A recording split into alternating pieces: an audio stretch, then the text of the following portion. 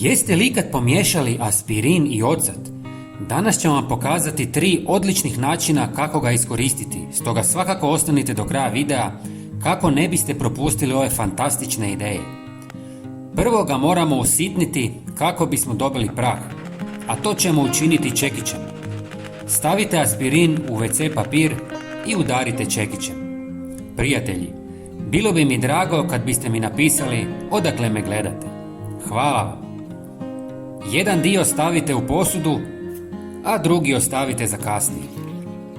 Dodajte pola litre vode i promiješajte. Dodajte i 1 žlicu octa. Sigurno se pitate čemu ovo služi. Ova jednostavna mješavina čini čuda za vaše rezano cvijeće. Aspirin smanjuje pH vode, a ocat uništava bakterije koje skraćuju vijek rezanog cvijeća. Zajedno stvaraju savršene uvjete za dugotrajniju svježinu vaših aranžmana.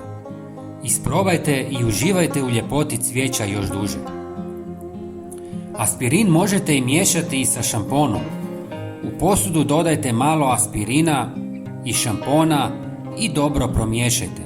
Zahvaljujući salicilnoj kiselini, aspirin uklanja mrtve stanice kože, smanjuje perut i umiruje svrbež vlasišta. Ova mješavina poboljšava cirkulaciju i potiče rast zdrave kose, idealna za muškarce i žene. Nanesite na mokru kosu, umasirajte, ostavite 3 do 5 minuta i uživajte u rezultatima. Koristite jednom tjedno. Ali to nije sve. Pomiješajte malo aspirina, pastu za zube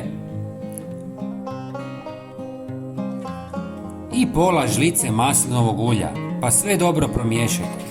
Ova smjesa savršena je za njegu stopala jer uklanja gljivice, neugodne mirise i mrtve stanice, dok maslinovo ulje hidratizira kožu. Nanesite na stopala, ostavite 15 minuta, isperite toplom vodom i osušite. Koristite jednom tjedno za savršena stopala. Prijatelji, nadam se da vam je video bio koristan. Podijelite ga s prijateljima kako bismo i njima pomogli. Hvala vam.